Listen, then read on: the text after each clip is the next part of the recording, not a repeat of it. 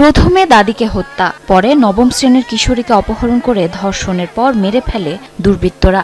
একই পরিবারের দুইজনকে হারিয়ে পাবনার ঈশ্বরদীর ভবানীপুর উত্তরপাড়ায় থামছে না স্বজনদের আহাজারি।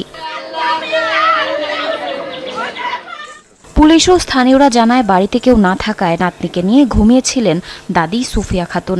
মধ্যরাতের কোনো এক সময় ঘরে ঢুকে সুফিয়াকে হত্যা করে দুর্বৃত্তরা। পরে নাতনিকে তুলে নিয়ে যায় পাশের একটি গম খেতে। সেখানে নির্যাতনের পর হত্যা করা হয় তাকেও। খবর পেয়ে মরদেহ দুটি উদ্ধার করে পুলিশ। আল্লাহ কিরাই এত সত্য ছিল আমার বোনের রে। আমার বোনতে পারা কেউ সাথে খারাপ করে কথা কয়নি। বাড়িতে কেউ ছিল না, শুধু বৃদ্ধ মহিলা এবং তার নাতনি ছিল। এই সুযোগটাই হয়তো নিছে।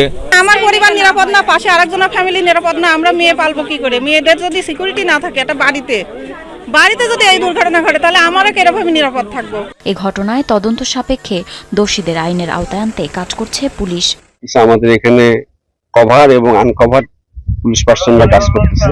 আমরা বিভিন্ন অ্যাসপেক্ট নিয়ে করতে আশা করি যে আমরা এটার সঙ্গে যারা জড়িত তাদেরকে আমরা আইনের হাতে নিয়ে আসবো। ভারত যাইতে গেছিলাম, ভারত পালায়া। এদিকে নরসিংদীর মাধবদীতে তরুণীকে সংঘবদ্ধ ধর্ষণ ও হত্যার মামলায় প্রধান আসামিকে গ্রেফতার করেছে পুলিশ।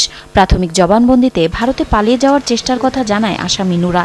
মেডিকেল রিপোর্ট পাওয়ার পর ধর্ষণকাণ্ডে জড়িতদের অপরাধের ধরন নিশ্চিত হওয়া যাবে বলে জানায় পুলিশ সুপার। আমরা মেডিকেল রিপোর্ট পেলে আমরা নিশ্চিত হব যে ধর্ষণ সহ খুন হয়েছে কিনা। মেডিকেল রিপোর্ট প্রাপ্তির সাপেক্ষে আমরা এই বিষয়ে আইনের ব্যবস্থা গ্রহণ করব। ধর্ষণের সাথে জড়িতদের কেউ আশ্রয় দিলে তাদের শেকড় উপড়ে ফেলা হবে। ঝিনাইদহে এমনটাই বলেছেন আইনমন্ত্রী মোহাম্মদ আসাদুজ্জামান। যতটা তৎপর ছিলাম এখানে তার থেকে 1 ডিগ্রি বেশি হলে তৎপরতা দেখতে পাবো। আমার বার্তা, এ ধরনের অপরাধ যেই করে থাকে এবং তাদেরকে যদি কেউ শেল্টার দিতে আসে তাদেরকে সহ শিকড় উপড়ে ফেলা হবে।